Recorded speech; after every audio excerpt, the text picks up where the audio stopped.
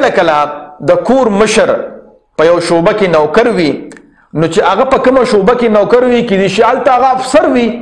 نو چې هلته هغه افسر وي او کور ته راشي نو په کور کې افسري کوي نو چې کله په کور کې افسري کوي نو کور کې خو یا مور وي یا خور وي یا پلار وي یا زوی وي یا ښځه وي نو هغه خو زده نوکران نه وي نو دی خو افسري کوي او هغې خو د دې مور پلار رور او خور او ښځه او بچي وي هغې خو افسري مني نه نو به د کور کې لانجه جوړوي او هر وخت یو غوبل جوړ یو ګاونډیانې په تماشه وي چې د دې کره خو بیا جوړ د جګړې فلم لګېدلی دی تاسو ته به زه یو قصه وکړم زما یو ملګری و نو هغه تاڼېدار و هسې غټې غټې برېتې هم وې نو هغه به چې کله هم کور ته راغی نو کور کې به هم بس تاڼېداري کوله حالانکې کور کې ښځه او بچي وو نو هغه کور کې به هغه شانتې رویه کوله نو لازمي خبره ده کور ماشومان او ښځې او زنانه به ترې تنګې وې نو یو ځل د هغه یو زوی ما ته رانږدې شو چې عبدالله کاکا یو خبره ته کومه خو پلار ته مې ونه وې ما یې وایه بچې څه خبره ده نو هغه ما ته وایي چې کاکا ته مې د پلار ته لږ په نصیحت به وکړې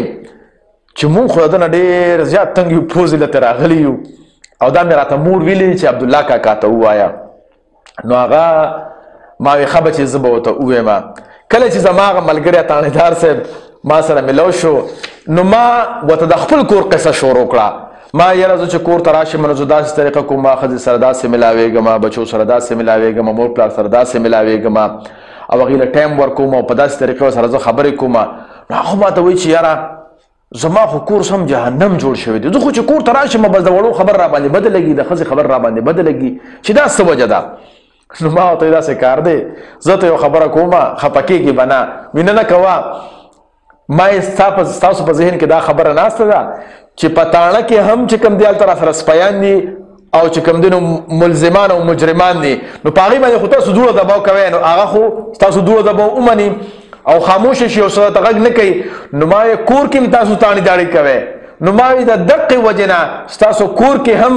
چې کوم دی نو ټینشن جوړ وي او جنګ جګړې جوړې وي ما یې تاسو کور کې